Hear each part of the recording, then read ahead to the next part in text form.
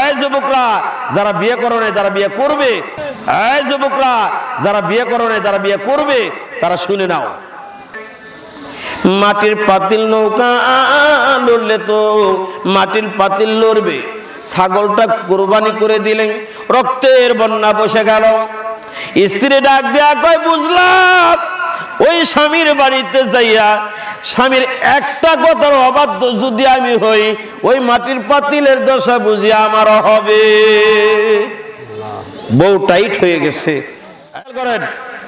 বিয়ে হয়ে যাওয়ার পরে মাটির পাতিল যখন ভাঙ্গা চুরমার করছে, ছাগল যখন জবাই করে একদম ভাসায় দিছে, বউ টন টাইট হয়ে গেছে। 2-4 দিন পরে মেয়ের বাপকে বলতেছে, ও গো স্বামী গো, তোমার যে মেয়েটা গেল, মেয়েটাকে যা নিয়ে আসো বাড়িতে। এই মেয়ের বাপ আস্তে করে বিয়ান বাজ যাচ্ছে, যা জোরে সুরে আওয়াজ, এই বিয়ান, এই আব্বা চুপ। মেয়ে বলতেছে, আব্বা চুপ, এত জোরে ডাকবেন না, এই বাড়িতে জোরে কথা চলে না। বাপ করছে, বিয়ান, আরে বিয়ান কথাই বলেন না, স্বামী আমার সেই রাগী। মা বাপের কথা অনেক যুবকরা এখন বর্তমান শুনতে চায় না। মা বাপের কথা সন্তানদের ভালো লাগে না, আর সন্তানদের কথাও মা বাপের ভালো লাগে না। বর্তমান জাহিলিয়াতের যুগের মতো চলে আসছে। আল্লাহর বান্দাগণ, ছোট্ট একটা কথা আমি আপনাদেরকে বলবো। 1 নম্বরে কথা হলো, ইন্নাল্লাহা ওয়া মালাইকাতাহু ইউসাল্লুনা আলান নবী ইয়া আইয়ুহাল্লাযীনা আমানু সাল্লু আলাইহি ওয়া সাল্লিমু তাসলিমা। আল্লাহুম্মা জুরে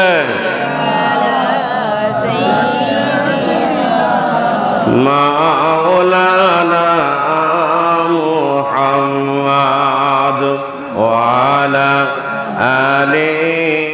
রঙিন পোশাক খুলে খুলে, রঙিন পোশাক খুলে খুলে, সাদা পোশাক পরিতে আল্লাহুম্মা ও রাব্বানা ও রাব্বানা রাব্বানা। আয় আল্লাহ তাআলা, তোমার দরবারে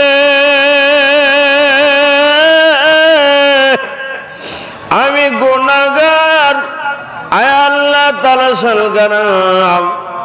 আল্লাহ মা বোনেরা, আল্লাহ এলাকার যুবকেরা বিভিন্ন জায়গা থেকে, বিভিন্ন প্রান্ত থেকে, নওগাঁ জেলা মহাদেবপুর শালগ্রাম, আল্লাহ বিশাল এক মাহফিলে বসে, আল্লাহর ওলি প্রেমিক বাগানে বসে আল্লাহ তাআলা আমার সঙ্গে যারা তুলন করছে। মাবুদ, গত বছর এমন দিন এই মাহফিলে কত মানুষকে দেখেছিলাম। আল্লাহ দুনিয়ার জগৎ থেকে ত্যাগ করে আমার মুহাব্বতের জাকের ভাই বোনেরা অনেকেই কবরে চলে গেছে। আল্লাহ মাবুদ, মাহফিল আছে কিন্তু তাদেরকে দেখতে পাচ্ছি না। আল্লাহ তাদের আত্মার রুহের মাগফিরাত কেমন আনতে আল্লাহ আপনার কাছে এমন কিছু কথা আমার জবান থেকে বের করে দেন, যে কথাগুলো আল্লাহ প্রত্যেকের এর মধ্যে ভুলবান্তি ক্ষমা করে দেওয়ার মধ্যে যা সব হয়েছে আল্লাহ আমাদের সকল আল্লাহ ওলি প্রেমিক যারা আছে এবং যত কবরবাসী আছে প্রত্যেকের কবরে সব পৌঁছায় দিন। সালাতিন ইশাই কুরনাসিন সাকরাতুল মাউত লা ইলাহা ইল্লাল্লাহু মুহাম্মাদুর রাসূলুল্লাহ সাল্লাল্লাহু আলাইহি ওয়াসাল্লাম। আল্লাহর বান্দাগণ, বুঝার জন্য বললাম, আল্লাহর ওলি চিনা যায় না, বোঝা যায় না। একটা কথা বলে দেই, সেটা হলো আমরা প্রত্যেকেই যে কোনো উসিলা তালাশ করতে চাই না। আল্লাহ পাক সূরা ফাতিহার মধ্যে বলছেন, বিসমিল্লাহির রহমানির রহিম, পরম করুণাময় আল্লাহর নামে। আল্লাহ পাক নিজে বলছে তোমরা শুরু করবা এবং একমাত্র সমস্ত প্রশংসা আলহামদুলিল্লাহ রাব্বিল আলামিন। এইভাবে সূরা ফাতিহার তাফসীর করলে আপনার দিন রাত চলে যাবে, কিন্তু ফাতিহার তাফসীর করা শেষ হবে না। এই কথাটা বোঝার জন্য বললাম ভাইরা আমার, বন্ধুরা আমার, আল্লাহর ওলিকে আমরা অনেকে মানতে চাই না, ঠিক না ঠিক? লা ইলাহা ইল্লাল্লাহ, লা ইলাহা ইল্লাল্লাহ, অনেকে জিকির করি, লা ইলাহা ইল্লাল্লাহ বলা আর পড়ে দেখা যায় আমার আপনার মাঝে কি যেন একটা নাম বাকি রয়ে গেছে, এই নামটাকে চিনতে পারি নাই, বুঝতেও পারি না। আমার মা বোনেরা, লক্ষ্য করার দরকার, একমাত্র ধৈর্যশীলদের কথা আল্লাহ পাক কোরআনের মধ্যে বলছেন, ইয়া আইয়ুহাল্লাযীনা আমানুস্তাঈনু বিস-সাবরি ওয়াস-সালাহ ইন্নাল্লাহা মা'আস-সাবিরিন। আল্লাহু আকবার। আল্লাহর বান্দাগণ, একটা কথা বলতে চাই, ওয়াবিল ওয়ালিদাইনি ইহসানা, ইহসান কাকে বলা হয় আমরা বুঝি না। মা বাপের কথা অনেক যুবকরা এখন বর্তমান শুনতে চায় না। মা বাপের কথা সন্তানদের ভালো লাগে না, আর সন্তানদের কথাও মা বাপের ভালো লাগে না। বর্তমান জাহিলিয়াতের যুগের মতো চলে আসছে। আল্লাহর বান্দাগণ, ছোট্ট একটা কথা আমি আপনাদেরকে বলবো। এক নম্বরে কথা হলো, আল্লাহর জবরদস্ত আল্লাহর ওলিদেরকে বোঝাতে যা কথাটা বলতেছি, লক্ষ্য করার দরকার। মা, এমন একজন মা, পৃথিবীর জগতে সবচাইতে সুমধু নামটি হলো মা। আল্লাহু আকবার কোন। আরে ওই সোনামুখী যে জন হারিয়েছে, এই প্রান্ত থেকে অপর প্রান্ত খুঁজলে কি আর মায়ের সাক্ষাৎ আর কোনোদিন পাওয়া যাবে? এই জন্য ভাইয়েরা আমার, বন্ধুরা আমার, দেখেন আল্লাহর ওলিরা একমাত্র মায়ের কথা শুনতেন, মায়ের সেবা করতেন। মায়ের সেবা বোঝানোর জন্য আল্লাহ রাসূল সাল্লাল্লাহু আলাইহি ওয়াসাল্লাম সাহাবীদের কাছ থেকে আসছে আদর্শ শিক্ষা। মা বাপের আদর্শ যদি মেনে নেওয়া যায়, কোন সন্তান সন্ততি মানে, ওই সন্তানটা মা বাবা দোয়া করলে আল্লাহর ওলিতে পরিণত হয়। আল্লাহু আকবার বলেন। আমি ছোট্ট একটা কথা আপনাদের মাঝে তুলে ধরতে চাই, লক্ষ্য করার দরকার। একজন মা ছোট্ট করে এরকম সন্তানের সঙ্গে আলোচনা করতে চায়। সন্তানের বয়সটা আস্তে আস্তে দেখতে দেখতে 25 বছর হয়ে গেছে। 25 বছরের মধ্যে ওই সন্তান কোনোদিন বিয়ের কথা আলোচনা করে না। এবার আল্লাহর বান্দাগণ, লক্ষ্য করার দরকার, 25 বছরের মধ্যে যখন সন্তান একবারও বিয়ের কথা বলে না, হঠাৎ করে মা আস্তে আস্তে বয়স যখন হয়ে গেল, ওই সন্তানের কাছে মা বলতেছে, বেটা রে, আজকে তোমার কাছে আমার ছোট্ট একটি আলোচনা। বলে, মা আপনার কথা সব অক্ষরে অক্ষরে পালন করব। মা বলতেছে, গভীর রজনীতে নিশি রাত্রে তোমাকে বলবো। ওই সন্তানটা মায়ের কাছে ওযু করিয়া নামাজ পড়িয়া ওই মায়ের কাছে আস্তে করে বসে বললেন। মা বলতেছে, বেটা কাছে বসে। বলছেন, না মা, তোমার দিকে তাকায় থাকবো। ও মা, কেন তাকিয়ে থাকবা? বেটাকে ডাক দিয়ে বললো, বেটা কেন তাকিয়ে থাকবা? এবার বলতেছে, মা, এত মোহাব্বতের সাথে কোনোদিন দেখি না। ও মা, তুমি আমাকে এত ইম্পর্টেন্ট কি কথা বলবা? ও মা, তোমার আলোচনা শোনার জন্য গভীর রাত্র পর্যন্ত বসে থাকলাম। বেটা রে, আমি তোমাকে বলতে চাই, 25 বছর তোমার বয়স হয়ে গেছে। আমি মা এরকম বয়স্ক হয়ে গেছে, জীর্ণ শীর্ণ হয়ে গেছি।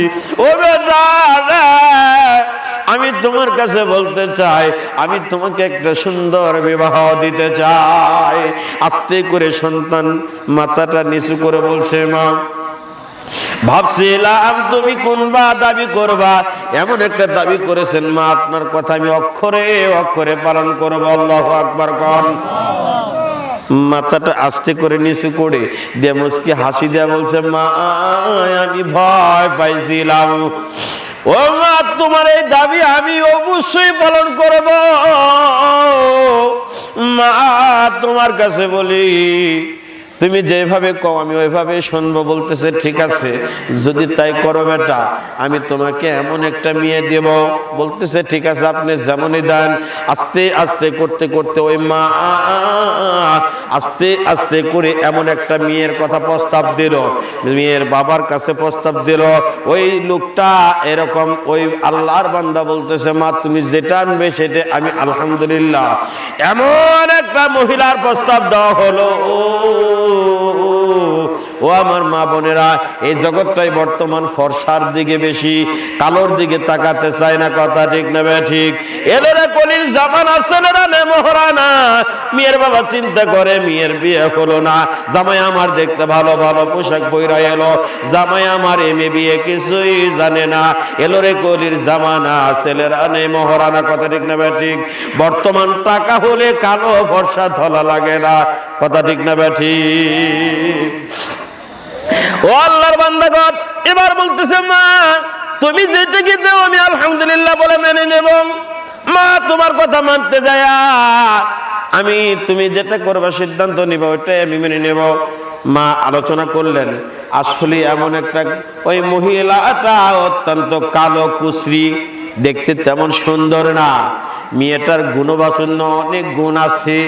আমি আপনাদেরকে বলবো, এলাকার কালো কালো মেয়েরা দেখবেন স্বামীর সংসার করতেছে, এক স্বামী দিয়ে সংসার যায়।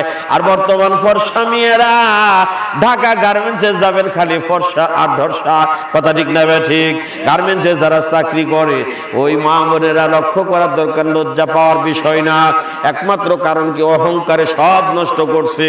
এবার মাকে ডাক দিয়ে বলছে মা আমি তোমার কাছ থেকে একটা কথা বলবো, আমি কখনো তোমার সব কথা মানতে যাইয়া ভিতর থেকে অহংকার রাখবো না, অহংকারকে ত্যাগ করব।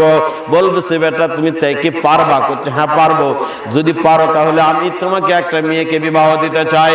কালো কুশ্রী একটা মেয়ের বিয়ে হলো।